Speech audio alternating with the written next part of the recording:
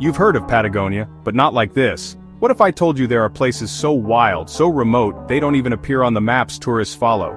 Let's explore the Patagonia only locals whisper about. Patagonia is a name that resonates with adventure.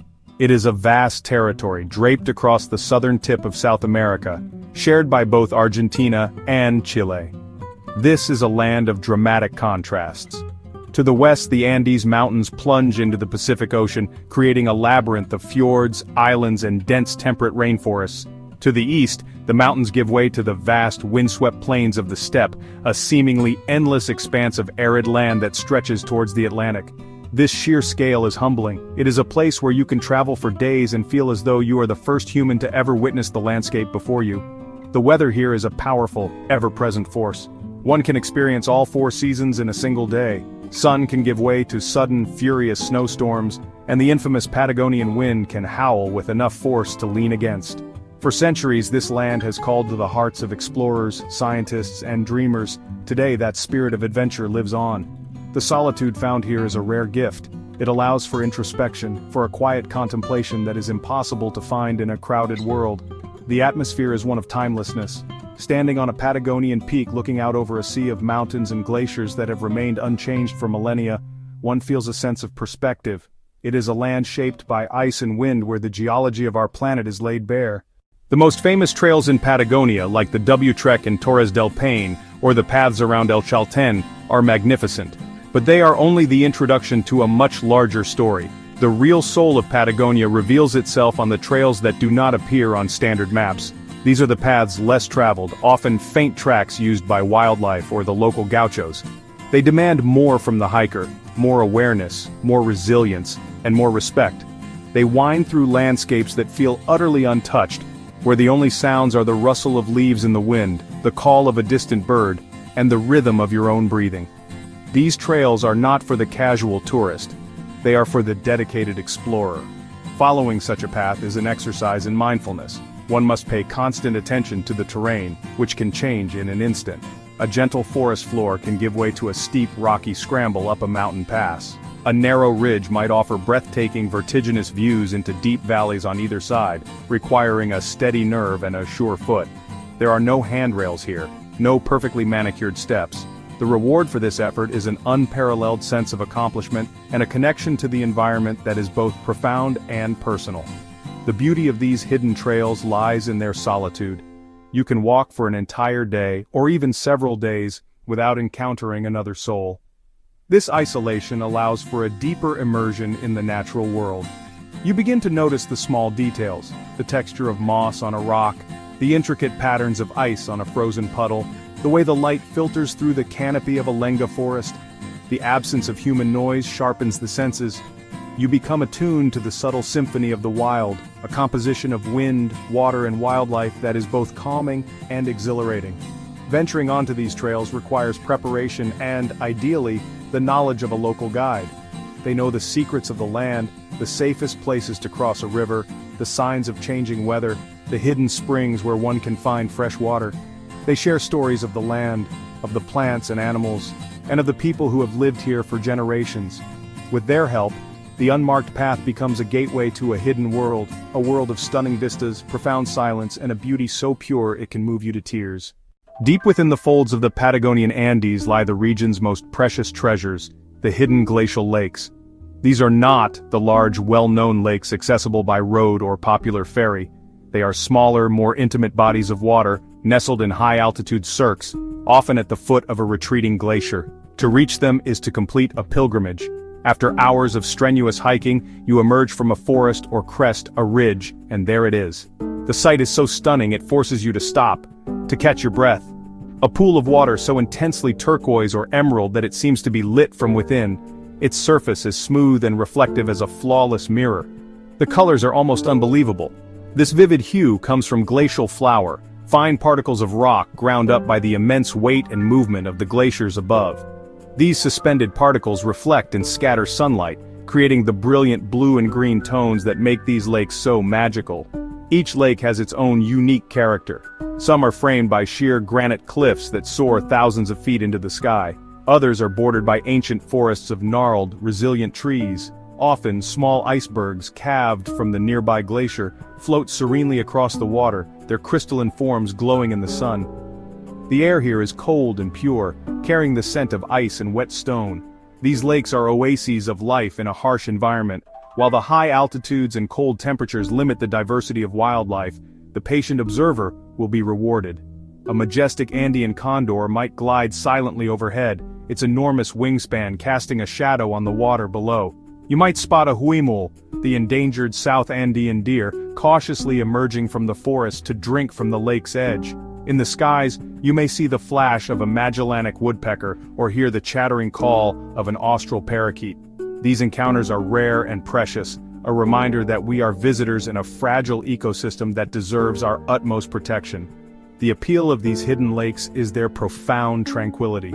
They are places of absolute silence, broken only by the natural sounds of the landscape, the gentle lapping of water against the shore, the distant rumble of a glacial icefall, or the cry of a hawk. Sitting by the water's edge, watching the clouds drift across the mirrored reflections of the mountains, is a meditative experience. It is a moment to disconnect from the complexities of the world and to simply be present. These lakes are more than just beautiful destinations. They are sanctuaries for the soul, places where the raw, elemental beauty of our planet is on full and glorious display. To truly understand Patagonia, one must look beyond its landscapes and connect with its people. The human presence here is sparse, defined by resilience and a deep symbiotic relationship with the land. The gauchos of the Argentine steppe are iconic figures, modern-day cowboys whose lives are intrinsically linked to their horses and their herds. They are masters of the wilderness, possessing an encyclopedic knowledge of the terrain, passed down through generations. Their homes, known as puestos, are often simple, rustic shelters, offering refuge from the relentless wind.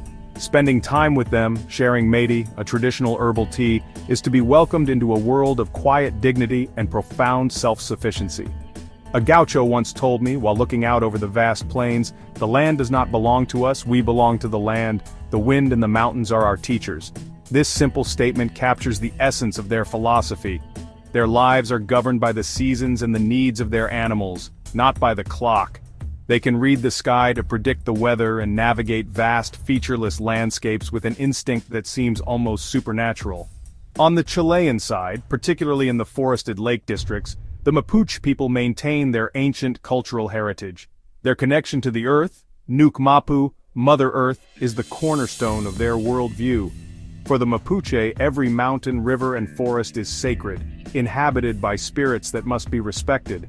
Their traditions, language, and intricate silverwork tell stories of a rich history and a resilient identity. Their struggle to protect their ancestral lands from modern development is a powerful reminder of the importance of preserving not just wilderness, but also the cultures that have stewarded it for centuries. These encounters with local people are as vital to the Patagonian experience as seeing the famous peaks. Whether it is learning to saddle a horse with a gaucho or listening to a Mapuche elder speak of the sacredness of the araucaria tree, these moments enrich the journey immeasurably. They teach us that the wild places of the world are not empty spaces but are, in fact, homelands filled with history, culture, and a wisdom that we would do well to listen to. They are the human heart of this vast and magnificent landscape. Embarking on a journey to Patagonia's hidden corners carries with it a significant responsibility. The very wildness that makes these places so special also makes them incredibly fragile. The best time to visit is during the Southern Hemisphere's summer, from December to February, when the days are long and the weather is at its most stable. However, the shoulder seasons, November, March, and April, offer their own rewards, with fewer people and the stunning colors of spring wildflowers or autumn foliage. Reaching these remote areas often involves flying into regional hubs like Punta Arenas in Chile or El Calafate in Argentina, followed by long bus rides or drives in rented four-wheel drive vehicles to the trailheads. Eco-friendly travel is not just a suggestion in Patagonia, it is an absolute necessity. The principle of leave no trace must be strictly followed. This means packing out everything you pack in, including all rubbish. It means camping only on durable surfaces, well away from lakes and rivers to protect water sources. It means using biodegradable soap and being extremely careful with fire. In many national parks, open fires are completely forbidden due to the high risk of devastating wildfires. Every action, no matter how small, has an impact.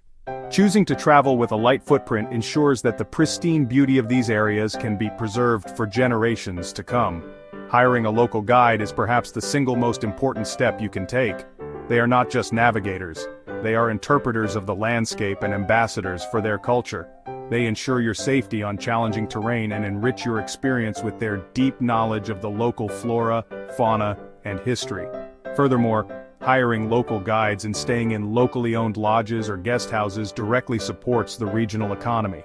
This provides a sustainable alternative to industries like mining or large-scale ranching, giving local communities a direct financial incentive to protect their natural and cultural heritage. Respecting local customs is paramount. When you encounter gauchos or enter a Mapuche community, you are a guest in their home. Always ask for permission before taking photographs of people or their property. Learn a few basic phrases in Spanish. Be open, humble, and willing to listen. The Patagonian way of life is often slower and more deliberate than what many visitors are used to. Embrace this pace. By showing genuine respect and curiosity, you will not only be a better traveler but will also open the door to more authentic and meaningful interactions, gaining insights that go far beyond what any guidebook could ever offer. There is a part of the human spirit that yearns for the unknown, for landscapes that are vast, raw, and untamed. Patagonia is the embodiment of that yearning. It is a call to adventure, an invitation to step beyond the familiar, and into a world where the Earth's power and beauty are on full, magnificent display. The journey to its secret lakes and along its unmarked trails is more than just a physical challenge, it is a journey inward. It strips away the non-essentials and reconnects us with a more primal, fundamental part of ourselves. The silence of the mountains and the purity of the glacial water have a way of clarifying the mind and rejuvenating the soul. We must approach these sacred places not as conquerors, but as humble pilgrims. Our goal should not be to plant a flag or tick a box, but to listen, to observe, and to learn. We must become guardians of the wild, advocates for its preservation. The future of Patagonia's hidden corners depends on the actions of those who visit them. By traveling responsibly, supporting local communities, and sharing stories of their importance, we can help ensure that these ecosystems remain intact. The greatest souvenir we can take home is a renewed sense of reverence for the natural world and a commitment to protect it. So, let the whispers on the map guide you. Let the call of the wild echo in your heart. Seek out the valleys that are not in the guidebooks and the lakes that have no names. Embrace the uncertainty of the unmarked path and find comfort in the profound solitude of the wilderness. Allow yourself to be humbled by the scale of the mountains and inspired by the resilience of the people who call this land home. The adventure that awaits in the remote corners of Patagonia is one that will challenge you, change you, and stay with you for the rest of your life. The world is full of wonders, but few are as powerful and pristine as the secret heart of Patagonia. It is waiting for those who are willing to look deeper, to walk further, and to tread lightly. Answer its call. Go and find those lakes you have never seen, and in doing so, you may just discover a part of yourself you never knew existed. The wild is out there, and it is calling your name. It is time to listen and to begin the journey. The greatest explorations are not just across land, but within ourselves. Patagonia is one of Earth's last wild frontiers, and it's waiting for those willing to go off the beaten path. Subscribe to Global Explorer for more journeys into the untouched corners of our planet, and share this video with someone who dreams of adventure.